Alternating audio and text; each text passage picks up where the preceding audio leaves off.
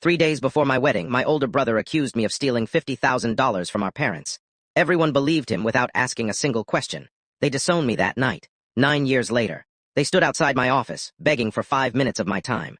They had finally learned who the real thief was.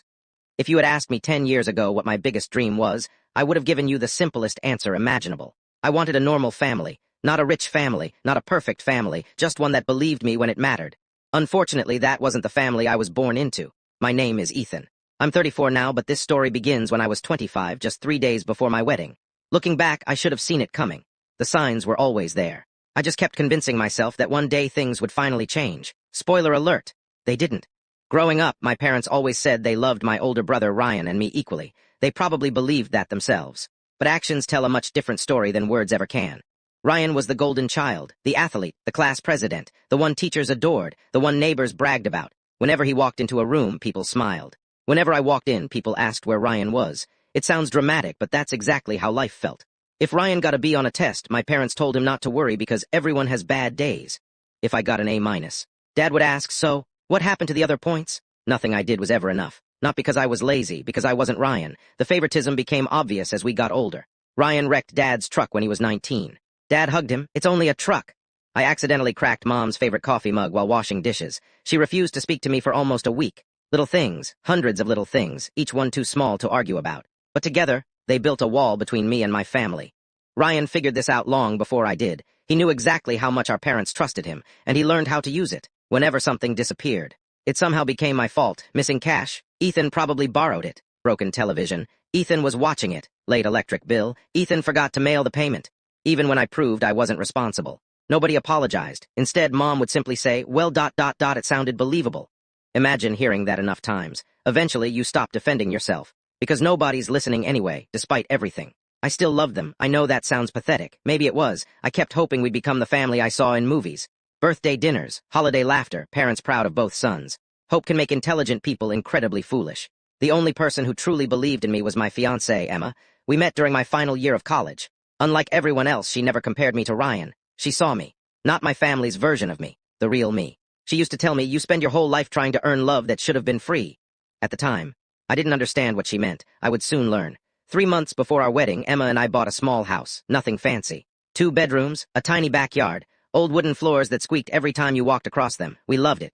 Every paycheck went toward fixing something. One weekend we'd paint walls, the next we'd install shelves. Every improvement felt like another step toward our future together. For the first time in my life, I was genuinely happy. Even my parents seemed supportive. Mom offered to help organize the rehearsal dinner. Dad promised to give a speech. Ryan volunteered to be my best man. I actually believed we were finally becoming a family. That should have been my first warning. Ryan never volunteered for anything unless there was something in it for him. About 2 weeks before the wedding, little things started happening again.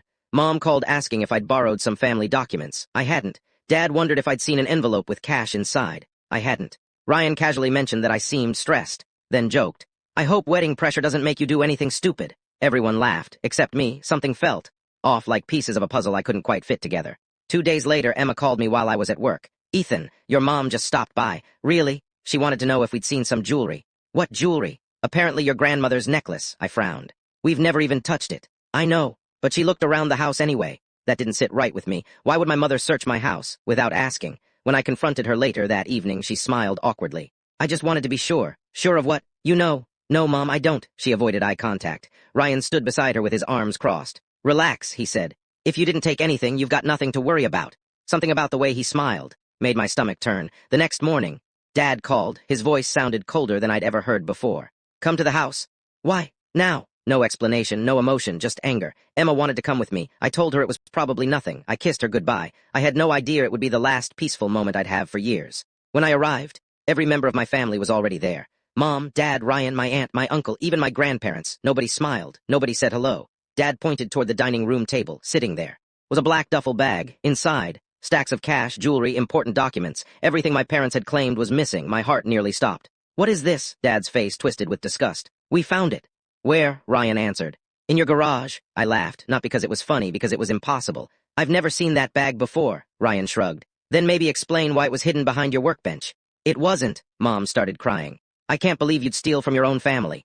I didn't. Nobody reacted. It was like my words didn't exist. Dad slammed his fist onto the table. Enough. We trusted you. I swear, stop lying, Ryan stepped forward. I told them they shouldn't search your house. Such a convincing performance. If only you'd admitted it earlier. I stared at him. Finally, everything clicked. The missing items, the strange questions, the fake concern, the smile. He had planned all of it. You set me up. Ryan looked offended. Seriously? You planted that bag? Dad shoved me backward. Don't you dare blame your brother. I looked around the room, every face. Every person I'd spent my entire life trying to impress. Not one of them believed me. Not one. Dad reached into his pocket, pulled out the envelope containing the money they'd promised to help pay for our wedding. Then slowly, he tore the check in half. Wedding's canceled. Mom removed the family heirloom watch she'd planned to give me. You don't deserve this family. Ryan didn't say a word. He didn't have to. He'd already won. I drove home in complete silence. Emma met me at the front door, one look at my face, and she knew. What happened? I couldn't answer. I simply handed her the torn pieces of the wedding check. She read the note attached. We refuse to support a thief. Emma looked at me with tears in her eyes. They actually believe this. I whispered the only words I could manage. They chose him again. That night, every single member of my family blocked my number. My wedding venue canceled. Relatives withdrew their RSVPs. Friends stopped answering my calls. Someone had spread the story before I even got home, in less than 6 hours. I had gone from a groom preparing for the happiest day of his life to the thief everyone whispered about. I sat on the floor of my unfinished living room, staring at the walls we had painted together just a week earlier. Everything I'd spent years building had collapsed in a single afternoon. I thought losing my family was the worst thing that could happen. I had no idea. Ryan was only getting started. For the first few hours after my family disowned me, I didn't cry, I just sat there, silent. Emma sat beside me on the living room floor, holding my hand while I stared at the wall. Neither of us knew what to say. How do you comfort someone whose entire family just erased them? You can't, you simply stay, and that's exactly what she did. The next morning, I woke up hoping it had all been some horrible nightmare. Then my phone buzzed, one notification after another. Text messages, emails, missed calls. Not from family, from guests. Some were polite, others weren't. I can't believe you'd steal from your own parents. Please don't contact us again. We don't associate with criminals. Even people I'd known for years had already decided I was guilty. Nobody asked for my side. One lie had destroyed my reputation overnight. By noon, our wedding planner called. I'm so sorry, Ethan. She sounded uncomfortable. But your parents informed us the wedding has been canceled. I closed my eyes. They don't have the authority to cancel it. They also informed us your financial support has been withdrawn. Reality hit me like a truck. My parents had been paying for most of the venue. Without that money, there would be no wedding. I expected Emma to panic, to blame me, to question whether I was telling the truth. Instead, she walked into the bedroom, returned carrying the engagement ring box, and placed it in my hands. For a second, my heart stopped. Then she smiled. Wear it. I looked confused. What? She laughed through tears. You've spent years proving your loyalty to people who never deserved it. She slipped the ring onto my finger. I'm choosing you. That moment saved me. If she hadn't stood beside me, I honestly don't know where I'd be today. We decided we'd still get married someday. Just not now. First, we had to survive. Life became brutally difficult. The rumors spread faster than I ever imagined. A client canceled my contract. Another refused to pay an invoice because they didn't do business with thieves. Within 2 months, I lost nearly 70% of my income. Bills piled up. Savings disappeared. The house we'd worked so hard to buy suddenly felt impossible to keep. Emma worked extra shifts at the hospital. I took every freelance job I could find. Sometimes I'd work until 3 in the morning, sleep for 2 hours, then start all over again. We weren't living anymore. We were surviving. One evening, I found Emma sitting alone at the kitchen table. She was staring at a spreadsheet, numbers highlighted in red. I already knew what she was going to say. We can't keep the house. Those words hurt more than being disowned. Because that house represented our future. Every wall we'd painted, every shelf we'd built, every dream we'd imagined. Gone. 3 weeks later, we sold it, at a loss. As I handed over the keys, I realized Ryan hadn't just stolen my reputation. He'd stolen years of my life. Meanwhile, I occasionally heard updates about my family through mutual acquaintances. Apparently, Ryan had become the family's hero. Dad even promoted him into the family construction business. My parents bragged about him constantly. He saved us from Ethan. He protected the family. Funny how easily villains become heroes. When they're writing the story, almost a year passed. Then one rainy Tuesday, everything changed. I was working at a small electronics repair shop just to pay rent. Business was slow. Around lunchtime, an older man walked in carrying a broken laptop. He introduced himself as Mr. Harrison, a retired software executive. While repairing his computer, I noticed something. His hard drive wasn't damaged. Someone had simply misconfigured the operating system. Most repair shops would have charged hundreds of dollars. It took me 12 minutes to fix. When I handed the laptop back, he asked, "How much do I owe you?" I shrugged. "Nothing. It was an easy fix." He looked surprised. "You're not charging me?" "For 12 minutes, no," he smiled. "You know, honest people are becoming rare." Those words nearly broke me. Honest. Nobody had called me that in over a year. Before leaving, he handed me a business card. "If you're ever looking for real work, call me." I thanked him politely. Honestly, I never expected anything to come from it. 2 weeks later, The repair shop closed. Owner couldn't afford rent. I was unemployed again. Emma encouraged me to call Mr. Harrison. I don't want charity. She looked directly into my eyes. It's not charity, it's an opportunity. So, I called 3 days later. I walked into one of the biggest technology firms in the city. Mr. Harrison wasn't just retired. He was one of the company's founders. The interview lasted almost 3 hours. Nobody asked about the rumors. Nobody cared what my family thought. They cared about my skills for the first time in years.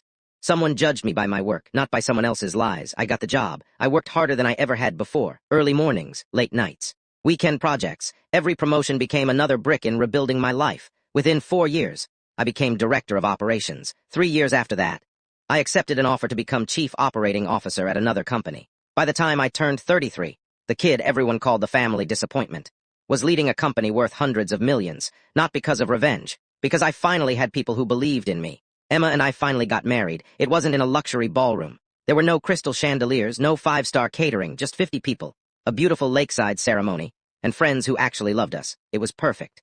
Far better than the wedding I'd lost, because this one was built on truth. Then, almost 8 years after my family cut me off, I received an unexpected phone call, unknown number. Normally, I ignored those. For some reason, I answered. A nervous female voice spoke. Is this Ethan? Yes, this is Claire. I frowned. Claire, then I remembered Ryan's wife, or at least she used to be. She sounded terrified. I know you probably hate me, but I need to tell you something. My heart started racing. What happened? She whispered something that made my blood run cold. It wasn't just the jewelry. Ryan has been stealing from your parents for years. I stood frozen. I have proof. For nearly a decade. I had waited for the truth to come out, and now it was finally knocking on my door, but I had no idea. The evidence Claire possessed wouldn't just destroy Ryan's life.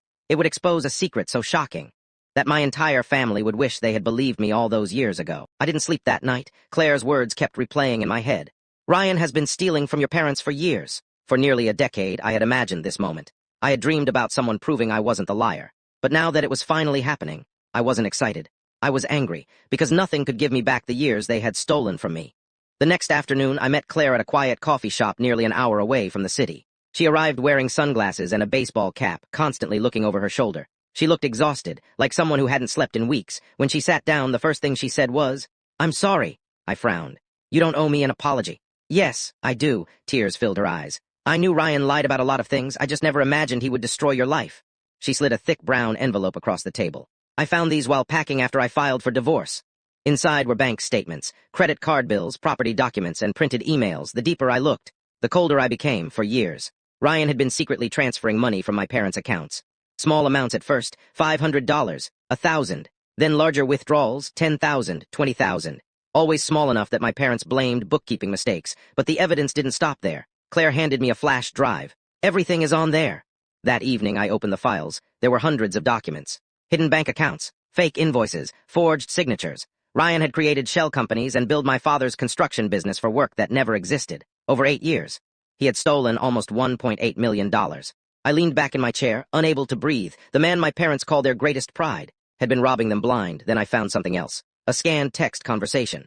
Ryan had accidentally backed up his phone. One message made my blood freeze. It was sent to one of his friends nearly 9 years earlier. Ryan wrote, "Planting the bag was easier than I expected. Dad didn't even question it. Ethan's out of the picture now."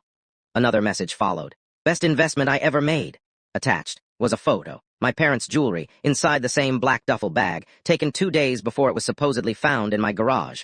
The metadata still contained the original date. I stared at the screen for almost 10 years. The proof had existed. Emma walked into my office. She looked at my face. "You found it." I slowly nodded. He admitted everything. She wrapped her arms around me, not because I had one, but because she knew the pain I had carried all those years. Finally, someone else could carry it too. The next morning, I called my attorney. By lunchtime, every document had been copied. Every file had been secured. My lawyer looked at me and asked, "What do you want to do?" I answered without hesitation. "Nothing." He looked confused. "I thought you'd want to confront your family." I shook my head. "No, I want the truth to confront them, instead of calling my parents." We anonymously delivered every piece of evidence to 3 different places: my father's accountant, his business lawyer, and the local financial crimes division. Then, we waited. It only took 6 days. On the 7th morning, my phone rang. Dad. The first time he had called in almost 9 years. I let it ring. Again and again. Then came another call. Mom, another. Ryan. Then my aunt, my uncle. Even my grandfather. By sunset, I had 38 missed calls, not one voicemail, not one apology, just panic. The following day, Claire called again. It happened. What happened? The police searched Ryan's office. I stayed silent. They took his computers, his financial records, everything. Apparently my father had discovered that nearly every missing dollar pointed back to Ryan. The shell companies, the fake invoices, the forged signatures. There was no denying it anymore. The golden child had finally fallen. 3 days later, I received another phone call. This time, it was from my cousin Daniel, the only family member who had occasionally checked on me over the years. Ethan, his voice sounded broken. They know. I figured. They found the old text messages. I closed my eyes. So, what are they saying? Daniel hesitated. They're saying they made the biggest mistake of their lives. According to Daniel, my mother locked herself inside her bedroom for 2 days. She couldn't stop crying. Dad hadn't spoken more than a few words since the investigation began. He spent hours sitting in the garage, looking at old family photo albums, every picture with me in it. He just stared, as if hoping the photographs could forgive him. But photographs don't forgive, neither do memories. Ryan, on the other hand, still refused to admit guilt, even after the evidence, even after the police reports. He blamed Claire, he blamed accountants, he blamed hackers. Finally, he blamed me. Daniel laughed bitterly. He actually said you somehow manipulated everything. I wasn't surprised. People like Ryan never accept responsibility. Reality is always someone else's fault. A week later, my office receptionist called. Ethan, your parents are here. I froze. What? They've been asking to see you. I looked through the security camera. There they were. Mom looked older than I remembered. Dad's shoulders were slumped. The confidence that once filled his posture, gone. For nearly 10 minutes, I simply watched them, the same people who threw me away without a second thought. Were now waiting outside my office. Not as judges, but as people desperate for forgiveness. I told reception. I'm busy. 5 minutes later, she called again. They're still here. I walked to the lobby, not because I wanted to forgive them, because I wanted answers. The moment Mom saw me, she burst into tears. She tried to hug me. I stepped back. Dad couldn't even look me in the eyes for almost 30 seconds. Nobody spoke. Finally, Dad whispered. We know the truth. I nodded. I know. Mom reached into her purse. She pulled out something wrapped in a small cloth. It was my grandfather's watch. The same watch she had taken back from me the day they called me a thief. Her hands trembled. It was always yours. I looked at it, then back at her.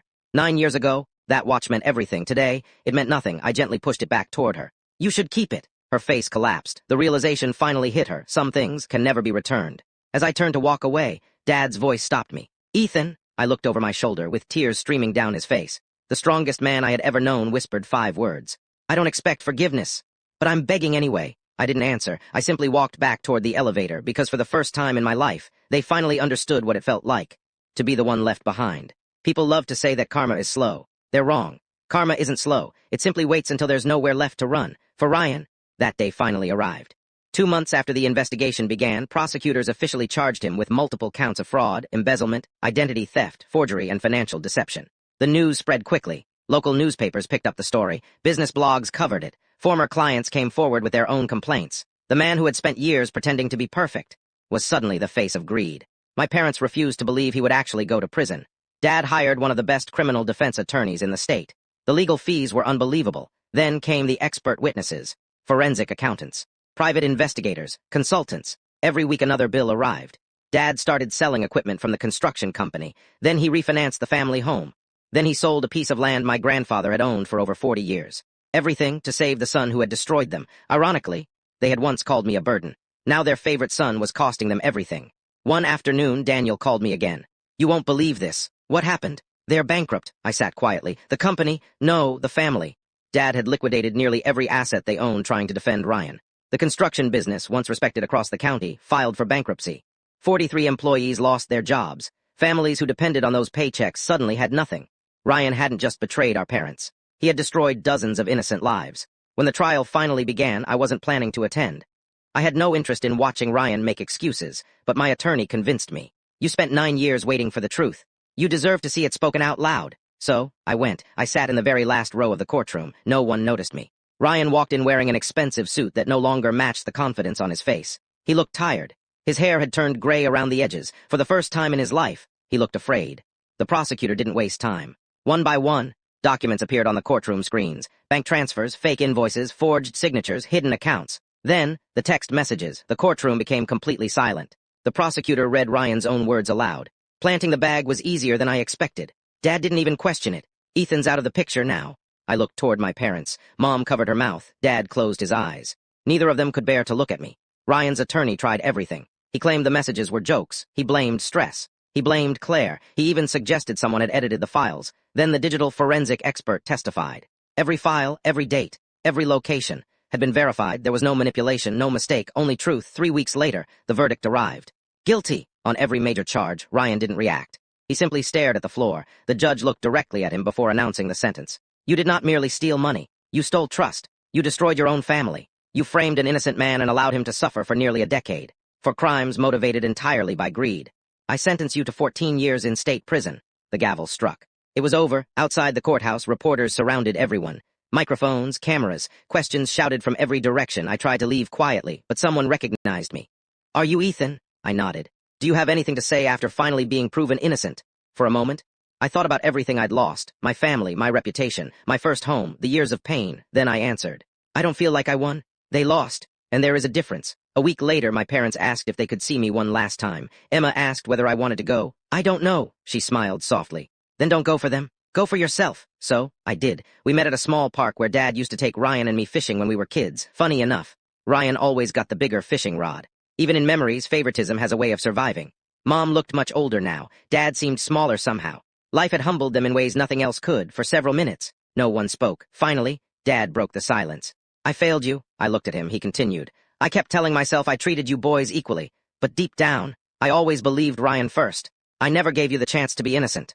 Those words hurt more than any insult he'd ever thrown at me. Because they were true, Mom reached into her purse. This time, she wasn't holding the watch. She was holding a photo. It was a picture of the four of us from when I was 10 years old. Everyone was smiling. She handed it to me. I look at this picture every day. I keep wondering, at what point did we stop being a family? I studied the photograph, then quietly answered. The day you stopped asking me if I was telling the truth. Tears rolled down her face.